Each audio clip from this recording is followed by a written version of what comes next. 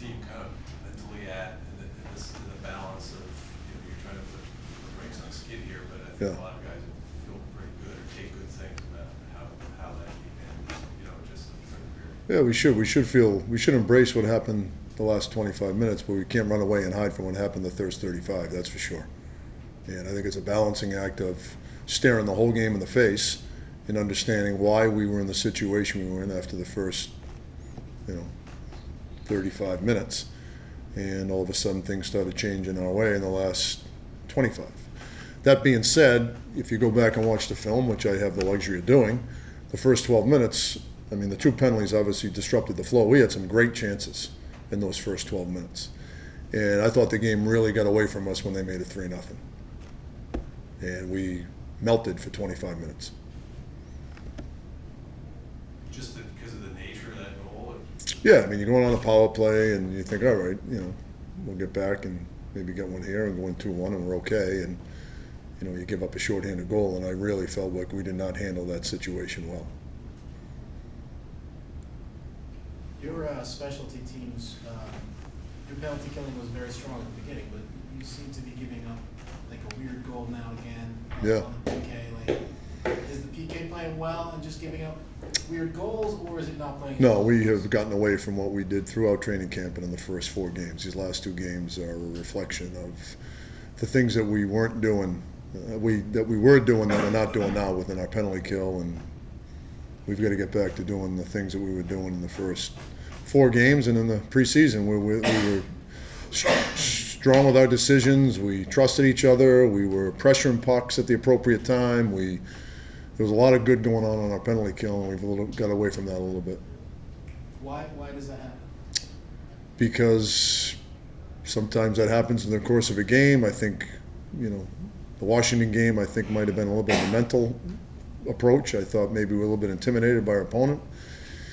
And last night we just, the first penalty kill, we just didn't attack.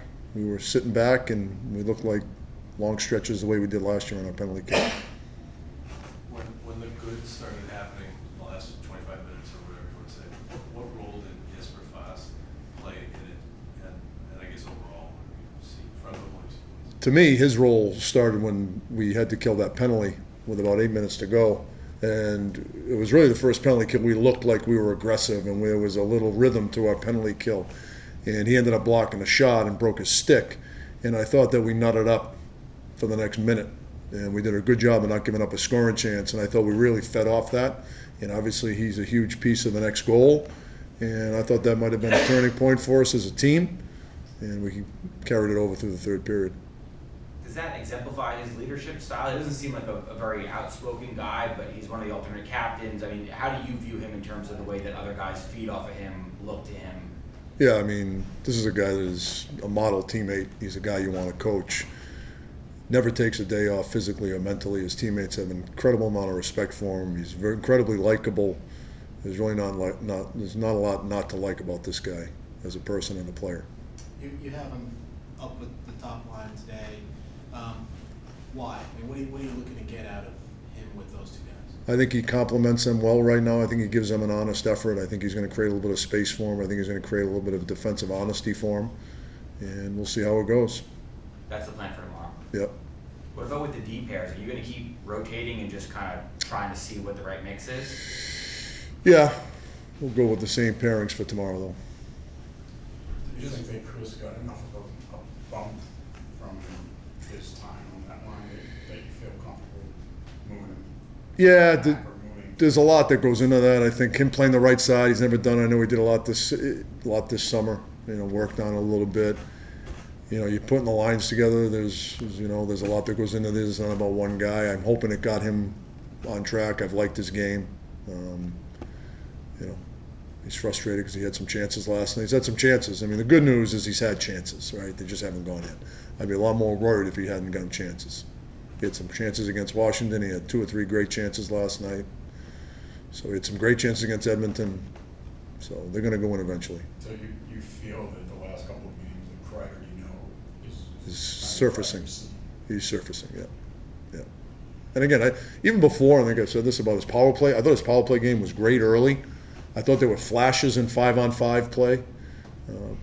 but I think he's been a little bit more consistent on his 5-on-5 play. How do you get off the better starts maybe where you get some early success where they can play with more confidence? I got that asked yesterday, and looking back, we actually have gotten off to good starts.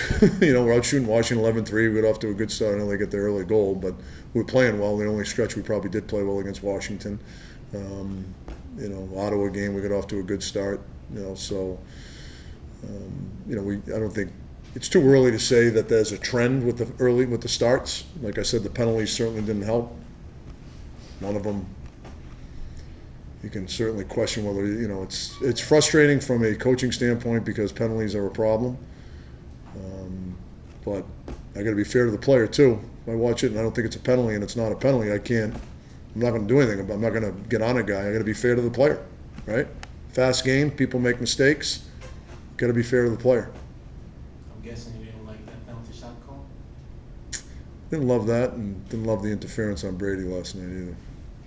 Does that compound it just when a call is like that? Like you've already got a power play goal against, and then you said you didn't think they handled it great, and then all of a sudden you've got a call you don't agree with. I think that happened before the shorthanded goal. Oh, Yeah, the Brady. No, the first penalty and their power play goal. Then we get that. Yeah, that's frustrating. And the guys, again, we didn't handle it well. Can't feel bad. Can't feel sorry for yourself. You got to go out and kill the thing and move forward. You said, I think last week, you hadn't played a lot of games. You didn't have a lot to work with in terms of making judgments and such. Do you feel like you have, with 3 games in 3.5 days, do you feel like you have enough of a, to make decisions now? I think you find out a lot about your group when you're going through the stretch we're going through right now, right? And we've got to understand that this is adversity. The first time you get off 2-0 start, everyone's telling you how great you are, and we score some goals and we got a highlight reel goal, and I think it was really misleading some people and maybe misleading some of our guys in our locker room how this was going to play out. And I still think it's a little bit early. I think we're going to have a lot better feel here after this homestand's over. Goalie for tomorrow, is it Georgie? Be Georgie.